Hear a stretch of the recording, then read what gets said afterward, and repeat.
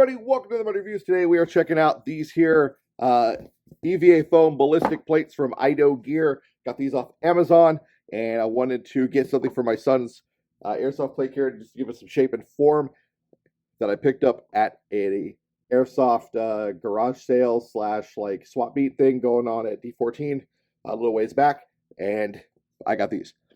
So, good, bad, and the ugly.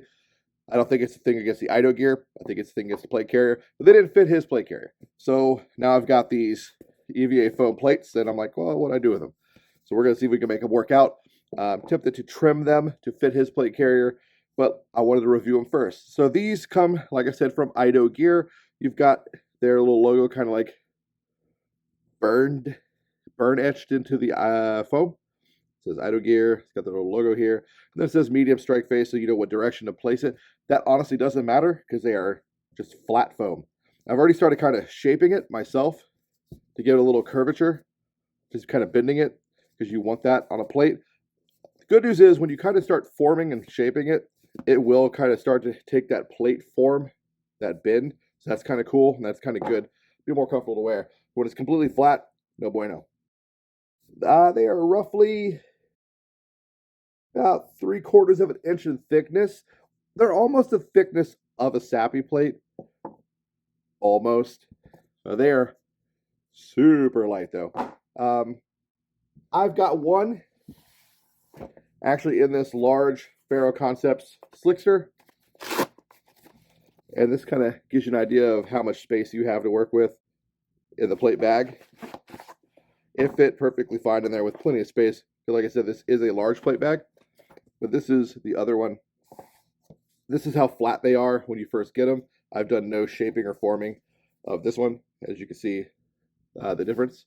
Slight curvature on the one on the right, and the one on the left completely flat.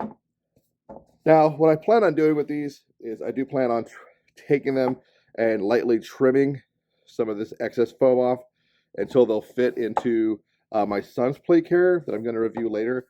It is a replica JPC. Unfortunately, I don't have an exact maker. There's no maker's marks on it whatsoever. I got it at the D14 swap meet from another player. He didn't know who made it, and I don't either. I think he got it used as well. My suspicions are that one is a TMC, but the plate bags are too small for medium plates, weirdly enough. So these little foam plates will work in a medium plate carrier, though, and I can confirm that very easily because I have another JPC on hand that is medium plate bag compatible. So this is my son's JPC 1.0, and this most definitely is a TMC. We got this from a friend in Spain, and it's not a bad JPC copy. And I know the plate bags are spec'd for a medium, because I have real medium plates in here, and the IDOGEAR plate is roughly the same size as an actual medium plate, more or less. Just a hair difference. Definitely thicker than a real SAPI, but just a little difference in sizing, as you can see. Definitely difference with the curve, but it's more or less the same size. Now, the plate bag accepts the fake IDOGEAR plate with no issue at all. Boom.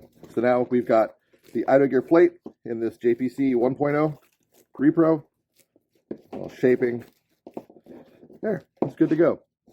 So sadly, the 2.0, actually, no, I'll bring it out. I won't take the plate. I'm not sure why. So this is the 2.0 replica, and this plate bag seems to be sized for either small plates or possibly swimmer cut. Okay, even this real SAPI doesn't want to go in there. As you can see, it struggles to even try. And then the IDOGEAR foam plate, it's just not going to happen. Just right here at the curves, it's like not even going to go in there. So, not going to do it, not going to happen. So I don't know if this replica is cut for small plates or maybe medium swimmer cuts. Could be that. Could be a lot of different things. I don't know. It is a repro. It's not a real plate carrier. your mileage always varies when it comes to those kind of things. Anyway, this isn't about that. This is about the plates. So these foam plates are not bad. They're pretty thick. They'll do the job. Like I said, I do plan on shaving them, cutting them down to make them fit in that other plate carrier. And I'll see what we could do to make them just a little bit better. The downfall about something like this versus other types of options is the weight. You would think lightweight would be really good, but something my son has noticed and I have also noticed is with these really light foam plates, sometimes you kind of want the weight a little bit to kind of offset loading out your vest. And when you have these foam plates, then yes, they take up the shape and fill out the bag, but it doesn't help you when you're trying to offset weight or balancing issues, or even sometimes what will happen. This is something I personally noticed is when I'm using fake foam plates in my plate bags and I'm running my gear, is the vest will tend to rise unnaturally when I've got everything cinched down, and the plate bag will start to push up and like kind of start moving like this and bouncing or pushing and hitting me in places where if I have actual plates in, it won't do that.